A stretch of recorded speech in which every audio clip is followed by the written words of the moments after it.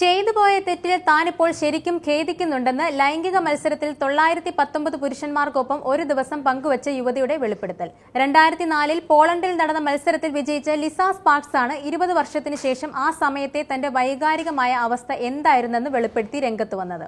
മുതിർന്ന ചലച്ചിത്ര താരം ലിസ സ്പാർക്സ് 2004 പോളണ്ടിലെ വാർസോയിൽ നടന്ന 3ാം വാർഷിക ലൈംഗിക ചാമ്പ്യൻഷിപ്പിൽ റെക്കോർഡ് സ്ഥാപിച്ചു. പരിപാടിയിൽ 2 പേരുമായി മത്സരിച്ച സ്ത്രീ എതിരാളിയായിരുന്ന 2 പേർക്കെതിരെ 21-ൽ കൂടുതൽ പുരുഷന്മാരെ സ്വീകരിക്കുകയായിരുന്നു. ഇവന്റിൽ പങ്കെടുക്കുന്ന പുരുഷന്മാർക്ക് ഓരോ സ്ത്രീക്കുമൊപ്പം 45 സെക്കൻഡ് അനുവദിച്ചു.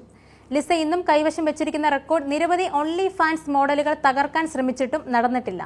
എന്നാൽ അന്ന് ചാമ്പ്യൻഷിപ്പിൽ പങ്കെടുത്തതിൽ താൻ ഇപ്പോൾ ഖേദിക്കുന്നുണ്ടെന്നാണ് വെബ്സൈറ്റിലെ ഒരു പോസ്റ്റിൽ നടത്തിയിരിക്കുന്ന വെളിപ്പെടുത്തൽ. പണത്തിനായി കർശനമായി നിർവഹിക്കാൻ താൻ സമ്മതിച്ച ഒരേ ഒരു ജോലിയും ഇതുതന്നെയാണെന്ന് അവർ പറയുന്നു.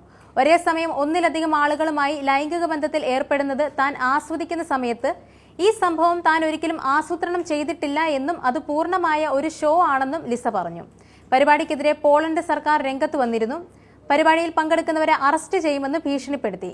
ഇക്കാരണത്താൽ ചാമ്പ്യൻഷിപ്പ് ഒരു രഹസ്യ ഗോഡൌണിലേക്ക് മാറ്റി. പരിപാടിയിൽ പങ്കെടുത്തതിന് താൻ ജയിലിലാകുമോ എന്ന് താൻ എപ്പോഴും ഭയപ്പെട്ടിരുന്നതായും പറഞ്ഞു. ലിസയ്ക്ക് മുമ്പ് ഒരു ദിവസം 759 പുരുഷന്മാരോടൊപ്പം ഉറങ്ങിയ ആളാണ് റെക്കോർഡിട്ടത്. ഒരു ദിവസം 1000 പുരുഷന്മാരെ ഉപയോഗിക്കാൻ സമ്മതിച്ച ബ്രിട്ടീഷ് മോഡൽ ലില്ലി ഫിലിപ്സ് ആണ് ലിസയ്ക്ക് ഭീഷണി.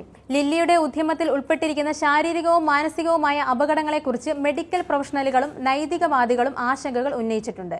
എന്നിരുന്നാലും 23-കാരിയായ അവൾ തളർച്ചയില്ലാതെ തുടരുന്നു. ഈ നേട്ടത്തിന്റെ ശാരീരിക ആവശ്യങ്ങൾക്കായി തയ്യാറെടുക്കാൻ താൻ മാസങ്ങളായി പരിശീലനത്തിലാണെന്ന് പറയുന്നു.